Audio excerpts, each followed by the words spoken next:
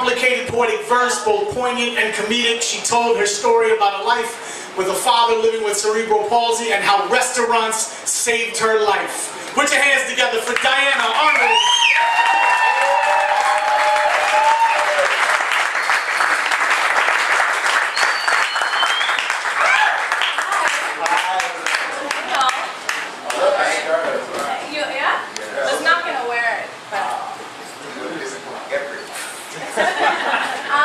Can we give it up for the open micers?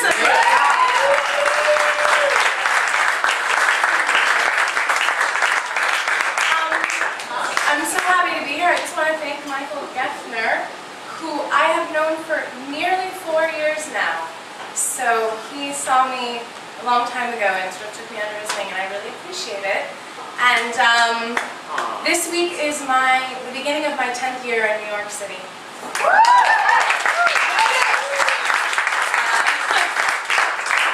So that's kind of a big deal. It's freaking me out. So I thought I'd talk to you guys about it a little bit. Feel free to holler if you're feeling it. Woo! Thank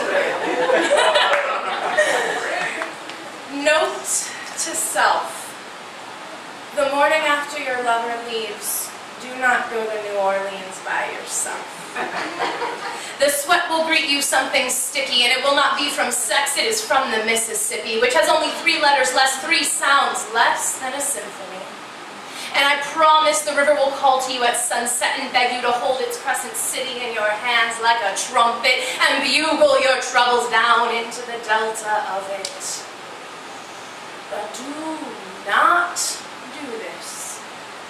Do not tempt the levee with the weight of it. Do as I do. Keep your love a secret.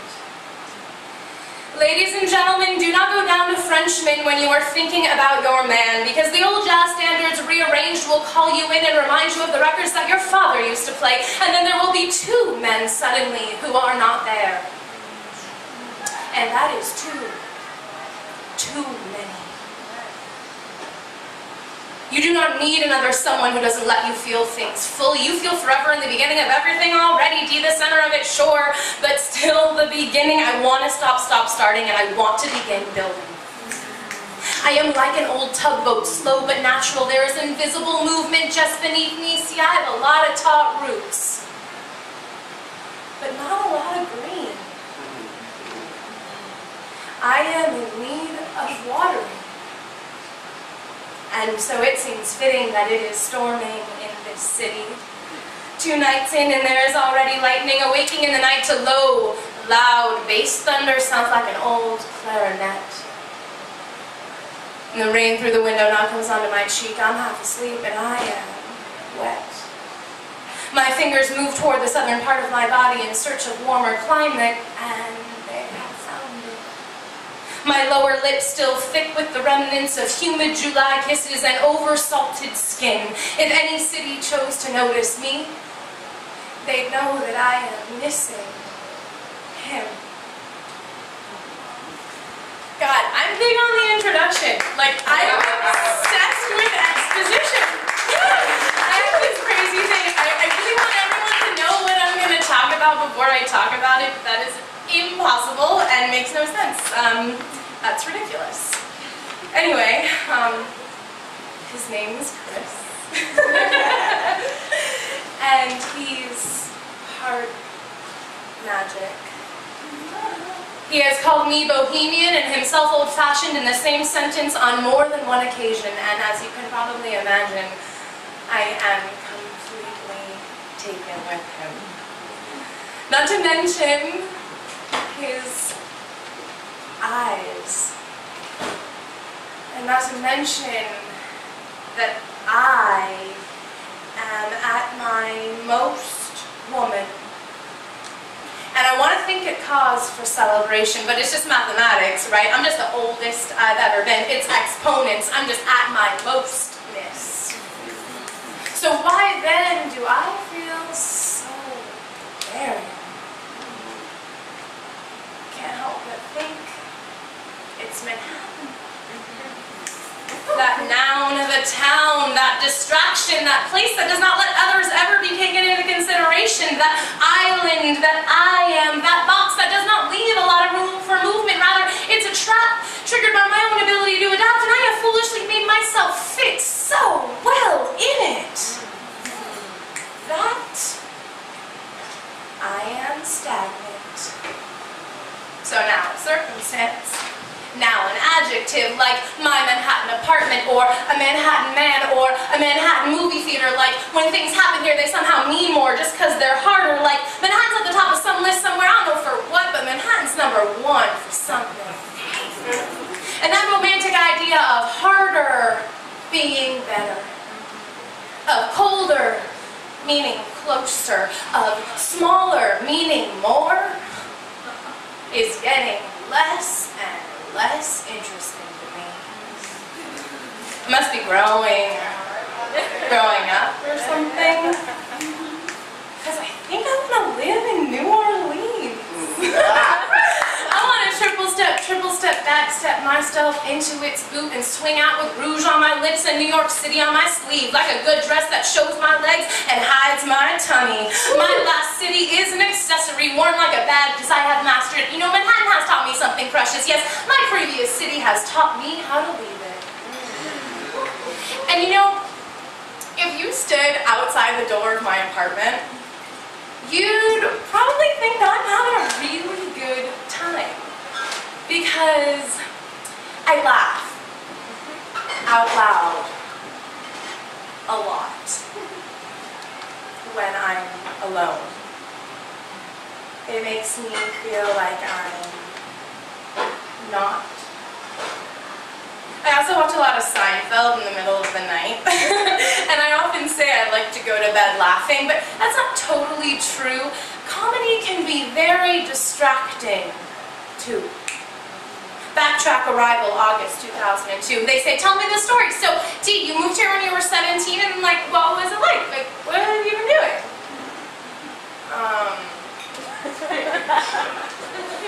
Nothing.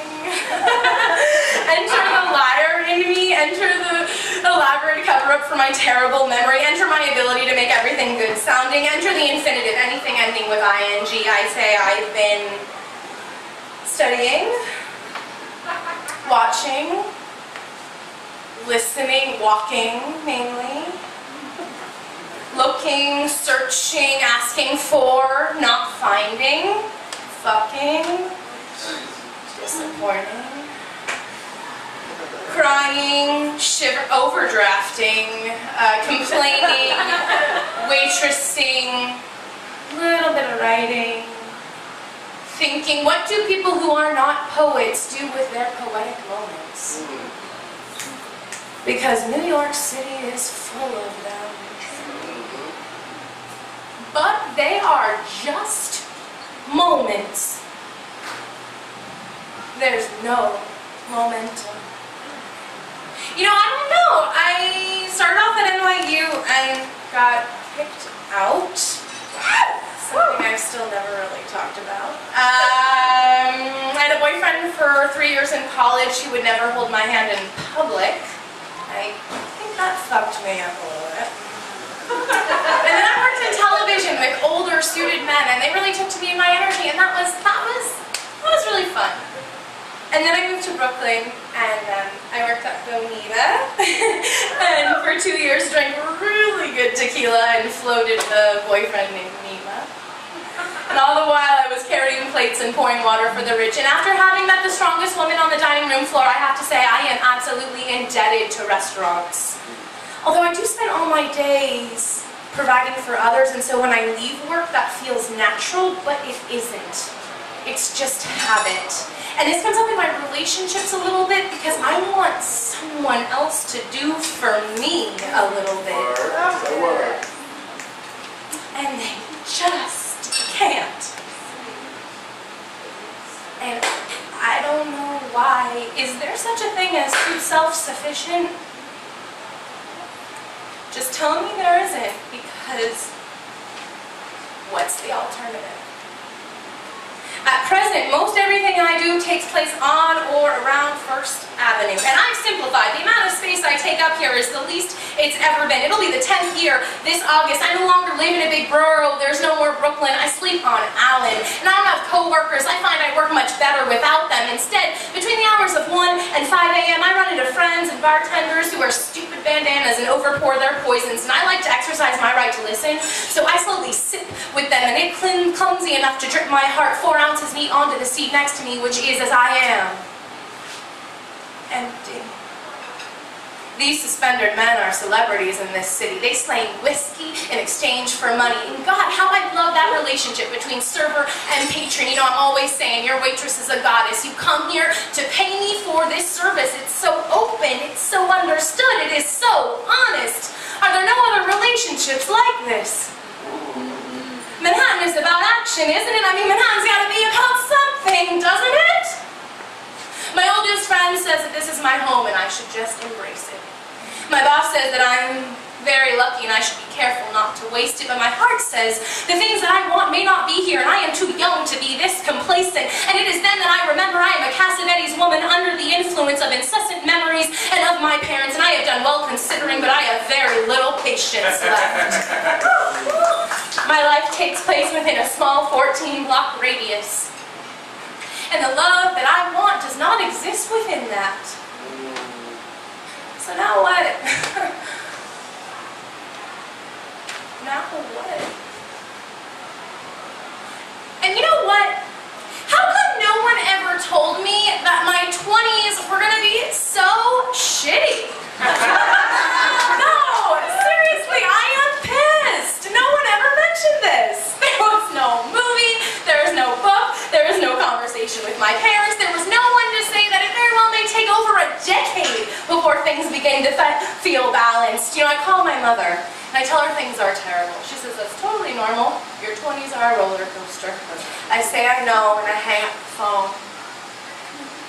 I no longer feel close to her. I am closest to those I've chosen, those who are present, who I see. I call them my pop-up family. My friends are my adultness. And when we get together, it is a consensus between us. We are all wanting more and have no idea how to get it. When does this let up? Because we are all a mess. And you know, I really thought this year was going to be significant of something. If nothing else, I thought, this is the year before the thing is coming. And a great advantage to being young is our ability to still very much remember where we've come from. But I need to start writing things down as they are happening because I am beginning to forget how I became what I'm becoming. I have nothing else to think about except myself. And I hate that about myself. I think I want to be in my 20s somewhere else. See if it helps. Dear Louisiana, I'm Diana. My man has up and left me. My love's done gone away. And I don't know what to do. Should I move down into your boot? Would you let me stay? 'Cause I got the blues